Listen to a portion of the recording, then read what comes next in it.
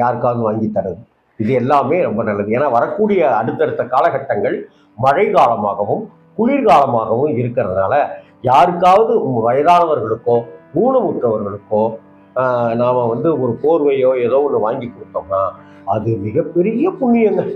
அந்த புண்ணியம்லாம் நமக்கு மட்டும் இல்லைங்க, நம்ம குழந்தைகளுக்கெல்லாம் போய் சேரும். நம்ம குழந்தைகளுக்கு மட்டும் இல்லைங்க, நம்ம குழந்தைங்க இன்னைக்கு காலேஜ் படிக்கலாம், ஸ்கூல் படிக்கலாம், அவங்களுக்கு கல்யாணமாகி குழந்தை பிறந்ததுல அந்த புண்ணியம் அப்படியே டிரான்ஸ்ஃபர் ஆகி அப்படியே வம்சமா அது போய்கிட்டே இருக்கும் அப்படின்னு சொல்லி ஆச்சாரிய பெருமக்கள் சொல்றாங்க.